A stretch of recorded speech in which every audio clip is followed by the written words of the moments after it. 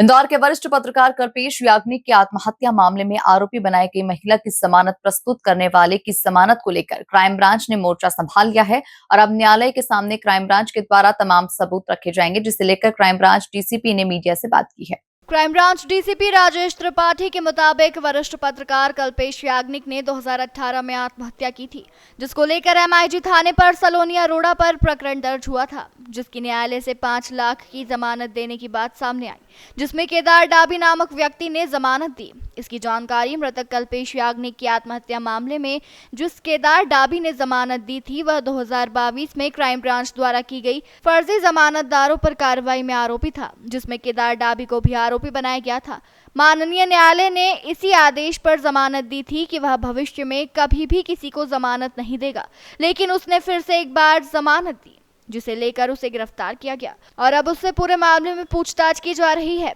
कि उसके द्वारा किन किन प्रकरणों में जमानत दी गई है। साथ ही मृतक कल्पेश याग्निक की आत्महत्या के मामले में जो आरोपी महिला बनाई गई थी, उसकी जमानत भी निरस्त करने के साथ ही केदार डाबी, सलोनी अरोड़ा को भी गिरफ्तार किया गया और उनसे पूछताछ की जा रही है।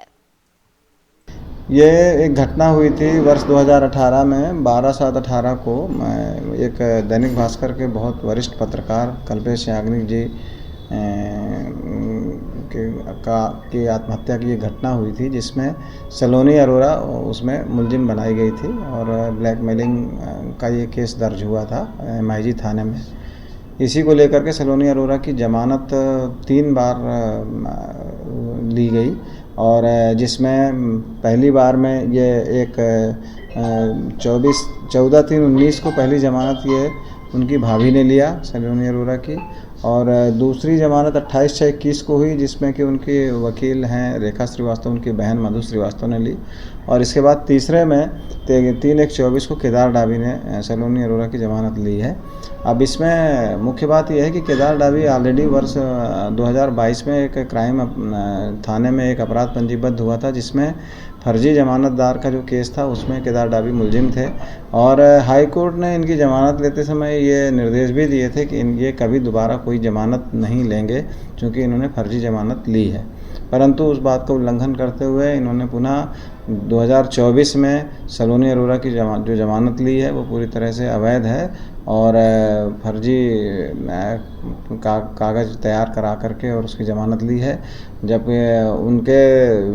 उनके द्वारा इस तरह के जो कृत्य है इसे हाईकोर्ट के शर्तों का भी उल्लंघन हुआ है और साथ में आपराधिक कृत्य हुआ है, जिस पर से क्राइम ब्रांच में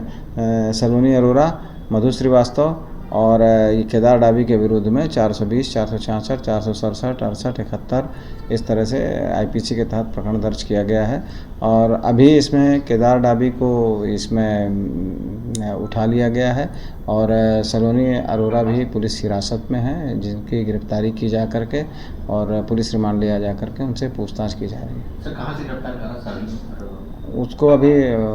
मंदसौर के पास से